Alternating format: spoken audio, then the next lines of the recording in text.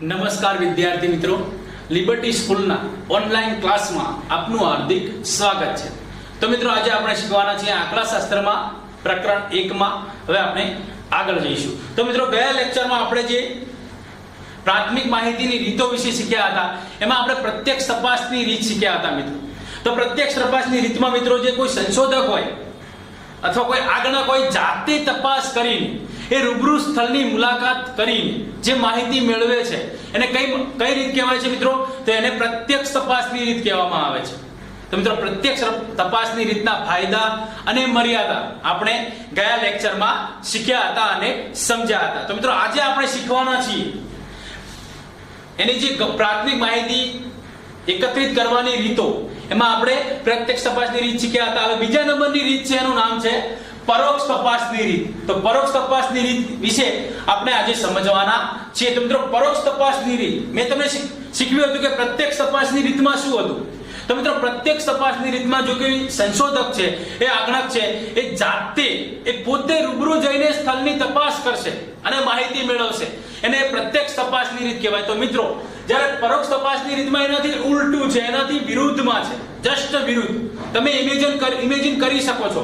પ્રત્યક્ષ એટલે ત્યાં રૂબરૂ જઈને, અને પરોક્ષ એટલે કોઈ પાસેથી માહિતી મેળવીને। એટલે મિત્રો યાદ ધ્યાન રાખજો કે સંશોધક છે, એ આગણક છે, એ જાતે ત્યાં તપાસ કરવા નહીં જાય, એ રૂબરૂ સ્થળની મુલાકાત નહીં કરે, પરંતુ એના જે દાખલા તરીકે કોઈ ગામની એને માહિતી મેળવી છે, તો એ ગામની માહિતી મેળવવા માટે શું કરશે મિત્રો? તો આખા ગામની માહિતી કોના જોડે હોય? તો મિત્રો ગ્રામ પંચાયત જોડે હોય। કોઈ શહેરની માહિતી મેળવી હોય, ત્યાં નગરપાલિકા ધરાવતી હોય, તો મિત્રો ત્યાં નગરપાલિકા પાસે જઈને એ માહિતી મેળવી શકે છે। અથવા કોઈ મોટા શહેરોમાં મહાનગરપાલિકા હોય તો મહાનગરપાલિકા સાથે પણ એ મોટા શહેરની જે પણ એને માહિતી એકઠી કરવી છે, જે પણ માહિતી એને મેળવી છે, તો એ મેળવી શકે છે। મિત્રો પરોક્ષ તપાસની રીત શા માટે? તમને આવો પ્રશ્ન થાય કે પરોક્ષ તપાસની રીત શા માટે? તો ધ્યાન રાખજો ખાસ કે કોઈ પણ પરિસ્થિતિ ઉદ્ભવે, નીચેની પરિસ્થિતિમાં હું તમને કહેવાનો છું, એ પરિસ્થિતિ ઉદ્ભવે અથવા તપાસ અંગેની જાણકારી ધરાવનાર જે હોય સંસ્થા, એ વ્યક્તિ શું કરે છે? જે તપાસ કરવાની હોય એ વ્યક્તિ કે સંસ્થાનો શું કરે છે? સંપર્ક સાધે છે, અને આવી સંસ્થા કે વ્યક્તિ પાસેથી અનુરૂપ માહિતી મેળવે છે। તમને કીધું એ પ્રમાણે ગામની માહિતી મેળવી હોય તો એ કોના પાસે જશે? તો મિત્રો ગામ પંચાયતમાં તલાટી પાસે જશે। તો તલાટી પાસેથી એ વ્યક્તિ અને શું છે? એ માહિતીને અનુરૂપ છે, તો એ માહિતીને અનુરૂપ એ વ્યક્તિનો સંપર્ક કરશે। હવે કઈ પરિસ્થિતિમાં? તો જ્યારે પ્રત્યક્ષ સ્ત્રોત અસ્તિત્વમાં ન હોય। પરોક્ષ તપાસની રીત ક્યારે અસ્તિત્વમાં આવે છે? જ્યારે તમે એની રૂબરૂ મુલાકાત ન કરી શકો અથવા એની પ્રત્યક્ષ સ્ત્રોત અસ્તિત્વમાં ન હોય, સામે વ્યક્તિ પ્રત્યક્ષ હાજર ન હોય, એટલો મતલબ એનું જે માહિતીનો સ્ત્રોત છે પ્રત્યક્ષ રીતે અસ્તિત્વમાં ન હોય, ત્યારે મિત્રો બીજા નંબરમાં છે કે પ્રત્યક્ષ તપાસનું ક્ષેત્ર કેવું હોય? ખૂબ જ મોટું હોય, વિશાળ હોય। આ આપણે જોયું હતું પ્રત્યક્ષ તપાસના ગેરફાયદામાં, જ્યારે માહિતીનું વિશાળ મર્યાદિત હોય ત્યારે જ અનુરૂપ થાય, પરંતુ વિશાળ કાર્યક્ષેત્ર હોય ત્યારે પરોક્ષ તપાસની રીત ઉપયોગી નીવડે છે। તો ધ્યાન રાખજો ખાસ। હવે માહિતી મેળવવાની હોય, જે માહિતી મેળવવાની હોય તેનું શું હોય?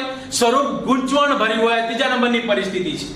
તો મિત્રો કોઈ પણ માહિતી મેળવી છે તો એનું સ્વરૂપ કેવું હોય? ગૂંચવણ ભર્યું હોય। તમે ત્યાં રૂબરૂ તપાસ કરીને ન્યા માહિતી મેળવી શકો છો, એના માટે પરોક્ષ તપાસની રીત અસ્તિત્વમાં આવે છે। અને જ્યારે પ્રત્યક્ષ તપાસ હેઠળ ખોટો ખર્ચ અસહ્ય હોય, તમે ખર્ચ ન કરી શકો, તમારા માટે ખર્ચ ન કરી શકો, તો મિત્રો પરોક્ષ તપાસની રીત ઉપયોગી છે।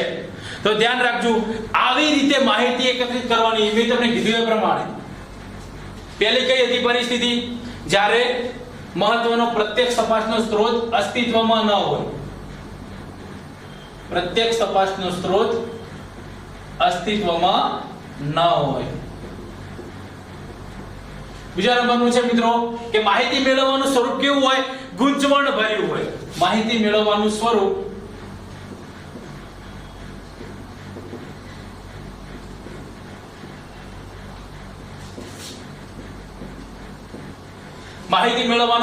ગૂંચવણ ભર્યું હોય। ત્રીજા નંબરમાં મિત્રો કયું છે? જે તમે જો પ્રત્યક્ષ તપાસનો ખર્ચ, જ્યારે પ્રત્યક્ષ તપાસ હેઠળ ખોટો ખર્ચ અસહ્ય હોય, જ્યારે પ્રત્યક્ષ તપાસ હેઠળ ખોટો ખર્ચ અસહ્ય હોય, તો મિત્રો આવી પરિસ્થિતિમાં તમારે આવી રીતે માહિતી મેળવવાની રીતને પરોક્ષ તપાસની રીત કહે છે. ધ્યાન રાખજો ખાસ. તો મિત્રો આ રીતે માહિતી એકત્રિત કરવાની રીતને કઈ રીત કહે છે? પરોક્ષ તપાસની રીત કહેવામાં આવે છે. આ રીતમાં આંકડકોને બદલે શું કરવામાં આવે છે? આંકડકોને બદલે ત્રાહિત વ્યક્તિની મદદથી માહિતી મેળવવામાં આવે છે. ધ્યાન રાખજો ખાસ. તમે કોઈ અહીંયા આંકડકોની નિમણૂક કરશો નહીં. તો મિત્રો આ માહિતી તમે કોની પાસેથી મેળવશો? ત્રાહિત વ્યક્તિ પાસેથી. તો આ માહિતી તમને ક્યાંથી મેળવશો? ત્રાહિત વ્યક્તિ પાસેથી. મિત્રો આપણે ઉદાહરણ શીખ્યા હતા પ્રત્યક્ષ તપાસની રીતમાં, એનું એ ઉદાહરણ આપણે અહીં ચાલુ રાખીશું. દાખલા તરીકે મેં તમને કીધું કે સાણંદ તાલુકો હોય, અમદાવાદ જિલ્લાનો સાણંદ તાલુકો હોય અને એના આપણે જે ખેડૂતો છે એની પરિસ્થિતિ વિશે માહિતી મેળવવી હોય, ખેડૂતોની પરિસ્થિતિ વિશે માહિતી એકત્રિત કરવી હોય તો તે વ્યક્તિ શું કરશે? સાણંદ તાલુકાના દરેક ખેડૂતોની રૂબરૂ મુલાકાત લેવાને બદલે મેં તમને કીધું એ પ્રમાણે પ્રત્યક્ષ તપાસમાં સાણંદ તાલુકાના જે પણ ખેડૂતો છે એ પ્રત્યક્ષ તપાસમાં રૂબરૂ મુલાકાત લેશે અને દરેક ખેડૂતોની માહિતી લેશે. જ્યારે મિત્રો પરોક્ષ તપાસમાં એવું નથી. તો એને મિત્રો સાણંદ તાલુકાના ખેડૂતોની પરિસ્થિતિ વિશે માહિતી મેળવવી હોય તો મિત્રો ખેડૂતોની પૂરેપૂરી માહિતી રૂબરૂ તપાસ, રૂબરૂ મુલાકાત લેવાને બદલે એ શું કરશે? સાણંદ તાલુકાના તલાટી કે જેમની પાસે એ સાણંદ તાલુકાના શું કરશે? સાણંદ તાલુકાના તલાટીની મદદ લેશે કે જેમની પાસે સાણંદ તાલુકાના બધા જ ગામોની ખેડૂતોની માહિતી પૂરેપૂરી મેળવવા માંગે છે. તો મિત્રો આજે બધા જ ગામોની ખેડૂતોની માહિતી કોની પાસે મળશે? તો મિત્રો તલાટી પાસેથી. તો બધા જ સાણંદ તાલુકાના જેટલા પણ તલાટીઓ છે એમની પાસેથી, અલગ અલગ ગામના તલાટીઓ છે એમની પાસેથી માહિતી મેળવશે અને તમને પરોક્ષ તપાસની રીતે તમે માહિતી મેળવી શકો છો. તો મિત્રો ત્રાહિત વ્યક્તિ કોણ થયું? તો મિત્રો ત્રાહિત વ્યક્તિ અહીં તલાટી થયો. તો તમે તલાટીની મદદ લઈને માહિતી મેળવો છો. તો મિત્રો આ છે પરોક્ષ તપાસની રીત. મારું ઉદાહરણ તમે સમજ્યા હશો. તો મિત્રો ધ્યાન રાખજો. દાખલા તરીકે ફરીથી હું સમજાવું છું. સાણંદ તાલુકાની કોઈ હોય એના ખેડૂતોની પરિસ્થિતિ વિશે માહિતી મેળવવી છે તો મિત્રો પરોક્ષ તપાસમાં એ રૂબરૂ મુલાકાત લેવાને બદલે એ ત્રાહિત વ્યક્તિ એટલે કે તલાટીનો સંપર્ક સાધી એ બધી જ માહિતી ખેડૂતોની પરિસ્થિતિ વિશે મેળવી શકે છે. તો મિત્રો પરોક્ષ તપાસની રીતમાં આ છે. તો ધ્યાન રાખજો ખાસ. તો પરોક્ષ તપાસની રીતની મદદથી સમજવાનું હોય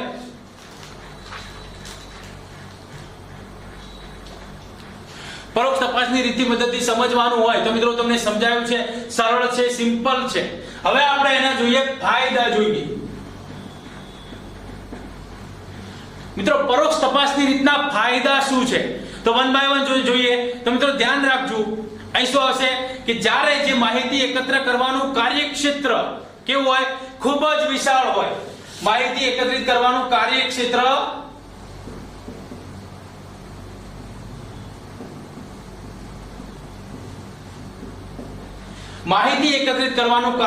ખૂબ જ વિશાળ હોય ત્યારે આ રીત વધુ અનુકૂળ બને છે. મિત્રો પહેલો ફાયદો છે, ધ્યાન રાખજો. જ્યારે માહિતીનું કાર્યક્ષેત્ર ખૂબ જ વિશાળ હોય ત્યારે આ રીત વધારે ઉપયોગી નીવડે છે. આ પરોક્ષ તપાસનો પહેલો ફાયદો છે. બીજા નંબરમાં જોઈએ કે જ્યારે તપાસ હેઠળની વ્યક્તિ માહિતી આપવા માટે તૈયાર ન હોય ત્યારે એક જ માહિતી એકત્રિત કરવા માટે ઉપયોગી બને છે. તો મિત્રો જ્યારે જે પણ માહિતી આપનાર હોય તે પ્રત્યક્ષ રીતે આપવા તૈયાર ન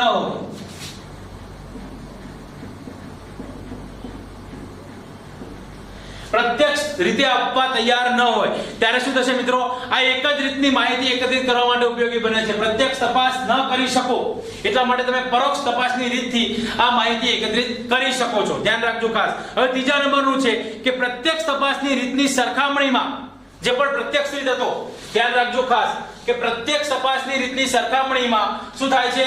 ખર્ચ, સમય અને નાણાં ઓછા ખર્ચાય છે. મિત્રો ધ્યાન રાખજો ખાસ. પ્રત્યક્ષ તપાસની રીતની સરખામણીમાં આ રીતમાં શું થાય? ખર્ચ છે, સમય છે અને શક્તિ પ્રમાણમાં શું થાય છે? ઓછા થાય છે. ધ્યાન રાખજો ખાસ. સોરી, હવે શક્તિ આવશે. તો તમે જોયું હોય તો પ્રત્યક્ષ તપાસની રીતમાં એમાં જે છે એમાં ખર્ચો વધારે થાય, શક્તિ વધારે બચાય, સમય પણ વધારે થાય. તો મિત્રો પરોક્ષ તપાસની રીતમાં એવું નથી. પરોક્ષ તપાસની રીતમાં ખર્ચ ઓછો થાય, સમય પણ ઓછો બચે અને શક્તિ પણ ઓછી ખર્ચાય છે. તો આ પરોક્ષ તપાસની રીતનો ત્રીજો ફાયદો છે. તો મિત્રો ચોથા નંબરમાં શું છે કે સરકારના જુદા જુદા વિભાગ માટે કોઈ માહિતી જોતી હોય તો જુદા જુદા પ્રકારની માહિતી મેળવવા માટે આ રીત ખૂબ જ ઉપયોગી છે. સરકારની જુદા જુદા વિભાગની માહિતી મેળવવી હોય તો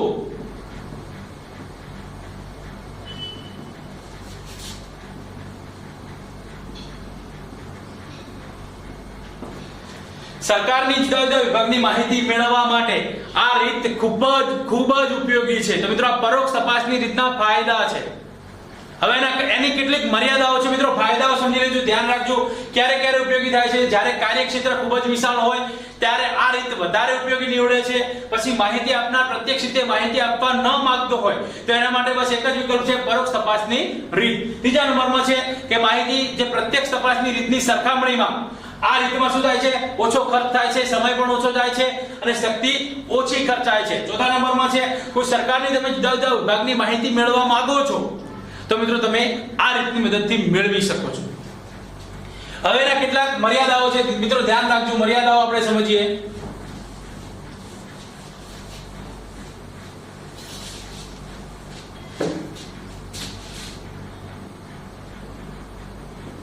તો મિત્રો એની મર્યાદા શું છે? તો મિત્રો ધ્યાન રાખજો. હવે મર્યાદા હોય કે દાખલા તરીકે જ્યારે કોઈ, પહેલા નંબરની ધ્યાન રાખજો, જ્યારે કોઈ વ્યક્તિ હોય અથવા સંસ્થા હોય કે જેની પાસેથી માહિતી મેળવવાની છે તે વ્યક્તિ સંસ્થા પૂર્વગૃહયુક્ત અથવા પક્ષધારી વલણ ધરાવતું હોય ત્યારે આ રીત ઓછી વિશ્વસનીય બને છે. તો મિત્રો જે વ્યક્તિ છે જેની પાસે તમારે માહિતી મેળવવી છે એ મિત્ર કેવી હોય? પૂર્વગ્રહયુક્ત હોય અથવા પક્ષપાતી વલણ ધરાવતું હોય. એટલે મિત્રો પૂર્વગ્રહ, દાખલા તરીકે કોઈ સંસ્થા હોય એવી જે તમને માહિતી ન આપે, એ એવું કે આ તો અમારે જ માહિતી ઉપયોગી માનવામાં છે, આવી માહિતી તમને આપીશું નહીં. આવું શું હોય છે? એમના મનમાં પૂર્વગ્રહ બંધાયેલું હોય છે. અથવા કોઈ પક્ષપાતી વલણ ધરાવતું હોય અથવા એમને કોઈ કોન્ટ્રાક્ટ આપેલો હોય કે આ માહિતી એમને આ જ વ્યક્તિ કે આ જ સંસ્થાને આપશું.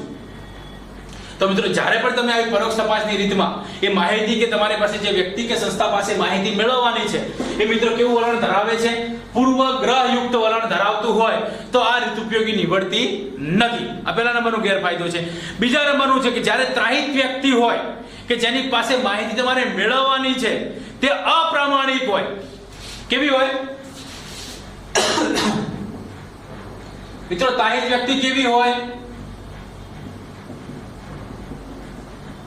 અપ્રામાણિક હોય અથવા એ બિનકાબેલ હોય, એ કાબેલ ન હોય.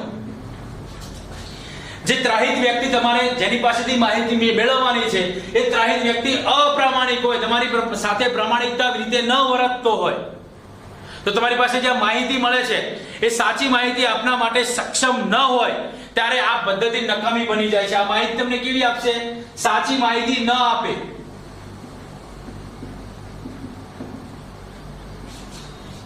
તો એના માટે માહિતી શું થઈ જાય? ઓછી વિશ્વસનીય થઈ જાય. તો મિત્રો આ એના માટે આ પદ્ધતિ નકામી બની જાય છે. ધ્યાન રાખજો ખાસ. બે આપણે ગેરફાયદા જોયા છે કે પહેલા નંબરમાં છે કે જે વ્યક્તિ કે સંસ્થા પાસે તમારે માહિતી મેળવવાની છે એ વ્યક્તિ કેવું વલણ ધરાવતો હોય? પૂર્વગ્રહયુક્ત અથવા કે પક્ષપાતી વલણ ધરાવતું હોય તો આ પદ્ધતિ ઉપયોગી નીવડતી નથી. બીજા નંબરમાં છે જ્યારે કોઈ ત્રાહિત વ્યક્તિ હોય. ત્રાહિત વ્યક્તિ એટલે કે જેની પાસે તમારે માહિતી મેળવવાની છે. આ માહિતી જેની પાસેથી મેળવવાની છે એ વ્યક્તિ કેવો હોય? અપ્રામાણિક હોય અથવા બિનકાબેલ હોય. તો તમે જે સાચી માહિતી તમને મેળવી છે, સાચી માહિતી માટે સક્ષમ ન હોય, એ માહિતી સાચી ન પણ આપે તો મિત્રો એના માટે આ પદ્ધતિ ઉપયોગી નીવડતી નથી. તો મિત્રો આ છે પરોક્ષ તપાસની રીત. પરોક્ષ તપાસની રીત આપણે શીખ્યા. પરોક્ષ તપાસની રીતની વ્યાખ્યા અને એનું ઉદાહરણ શીખ્યા છીએ, એને ફાયદા અને ગેરફાયદા શીખ્યા છીએ. હવે આપણે આગળ જઈએ છીએ પ્રશ્નાવલીની રીત. ત્રીજા નંબરની રીત છે જે ધ્યાન રાખજો મિત્રો, પ્રશ્નાવલીની રીત.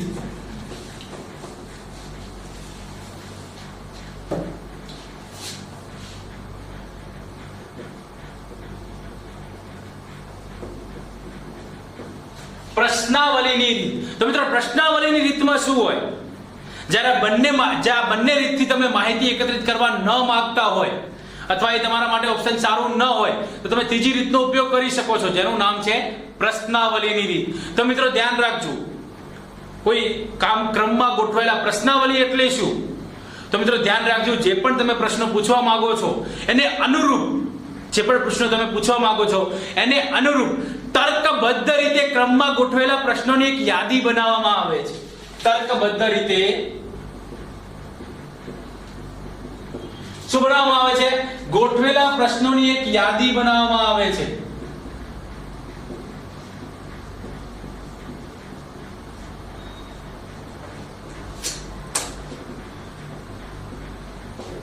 ગોઠવેલા પ્રશ્નોની એક યાદી બનાવવામાં આવે છે. તો મિત્રો આ પ્રશ્નો વચ્ચે જે તમને ઉત્તર લખવા માટે શું કરવામાં આવે છે?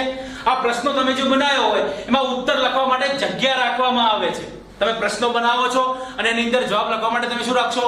જગ્યા રાખો છો. આ રીત તૈયાર કરેલ પ્રશ્નોની યાદીને શું કહેવામાં આવે છે?